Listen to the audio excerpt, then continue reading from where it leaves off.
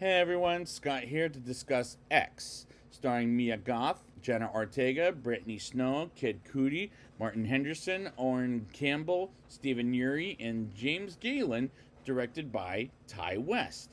And when I talked about the Suspiria remake, I said I would never do this series, but I guess never say never as I saw the trailer for Maxine right in front of Civil War and I thought, this looks kind of interesting as it's set in the 1980s Hollywood times.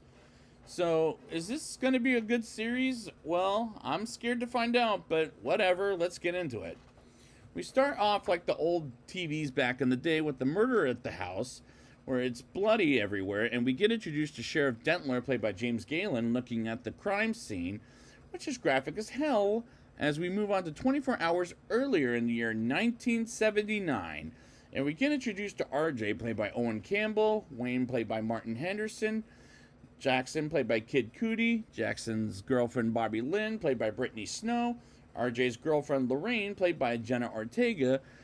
and Maxine, played by Mia Goth, driving to a house at a barn they rent from an old man named Howard, played by Stephen Uri, in a great pile of makeup to film a porno movie called The Farmer's Daughter,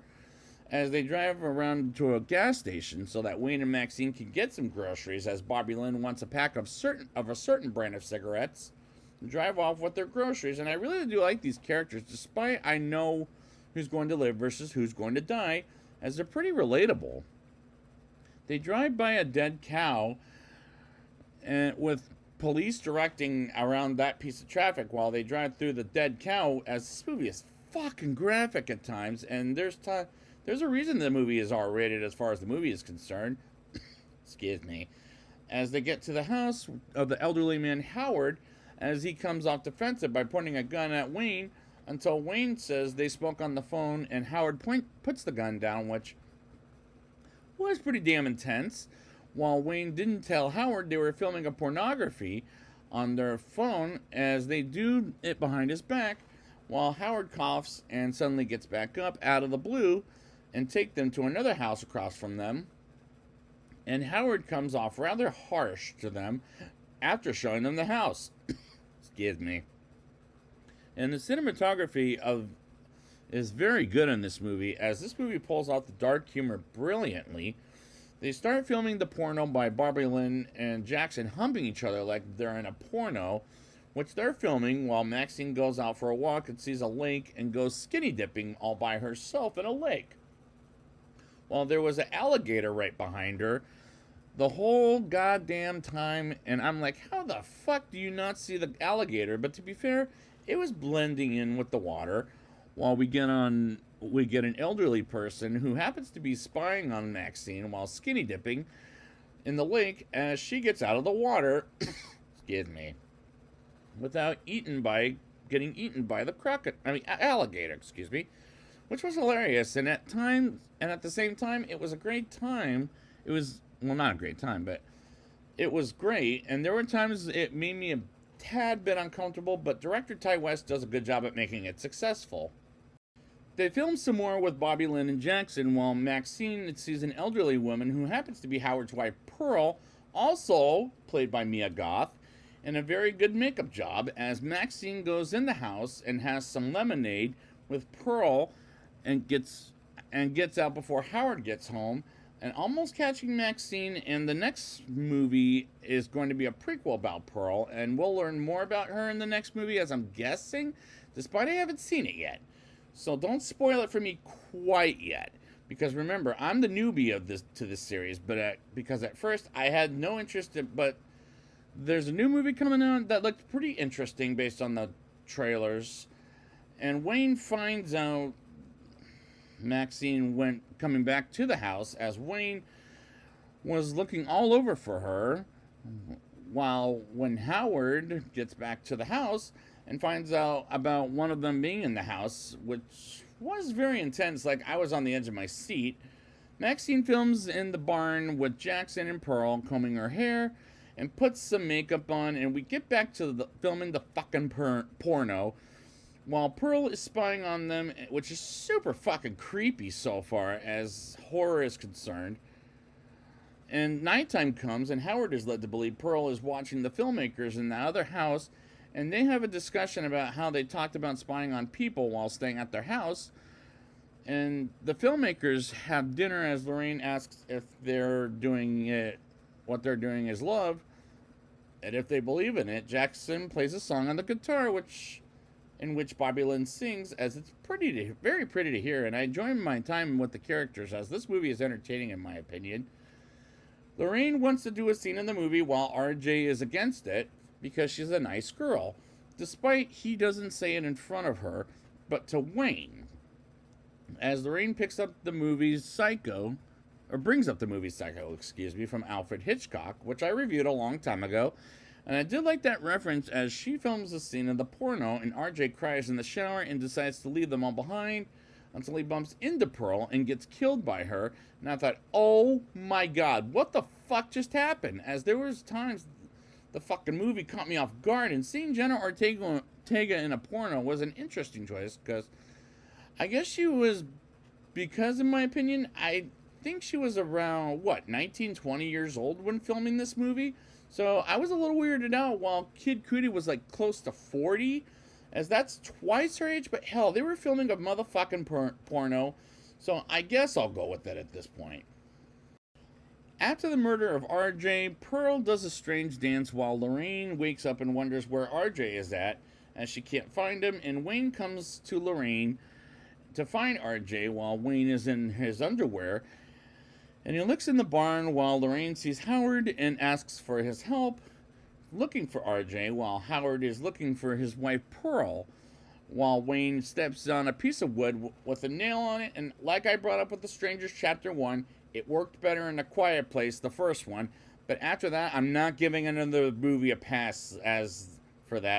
it felt like a repeat of A Quiet Place, where Emily Blunt steps on the nail on the stairs and Wayne gets stabbed in the eyeball, which really fucking grossed me out. While I wanted to shout out loud to Lorraine saying RJ is dead. He tried to leave you, for Christ's sakes, but fuck it, she doesn't know it yet. Lorraine gets in the basement under Howard's request to look for a flashlight, and she grabs it and gets locked in, and eventually sees RJ's dead body, and she screams like she was trying to get the Scream Queen award, which did work as it was convincing, while Jackson wakes up and walks around to get some milk from the refrigerator while naked, which did weird me out, as Howard goes to the house they're staying at, and Jackson offers to help look for Pearl, as Pearl was in the house, and touches Maxine while she's asleep, and Pearl lays down next to Maxine, and Maxine wakes up and sees Pearl, and it freaks her out while Jackson and Howard get to the lake, and Jackson sees Wayne's dead body, and Howard shoots Jackson dead, which was absolutely brutal as hell. And the death was painful, but excuse me. The death was painful, but the way he was shot in the water was a little over the top funny to me. Meanwhile, Lorraine tries to get out of the basement, but she can't until she picks up an axe to open the door. And after Maxine finds Pearl, it wakes up Bobby Lynn, and she passes by Pearl, which was an interesting choice, while Lorraine uses the axe to get the door open, but Howard smashes her fingers, and Bobby Lynn looks for Wayne as she finds Pearl and covers her with a blanket while Pearl is next to the water at the lake. Excuse me. Until Pearl slaps Bobby Lynn and calls her a whore, as Bobby Lynn tries to get her to move as she tries to call Pearl a bitch, but she pushes Bobby Lynn in the water and finishes saying the word bitch and gets killed by the alligator from earlier in the film. And Maxine looks for everyone while Howard and Pearl get back to the house,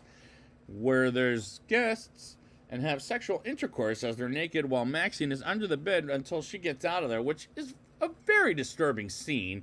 And I don't wish to see elderly people fuck on the bed while naked, as it disturbed me for good.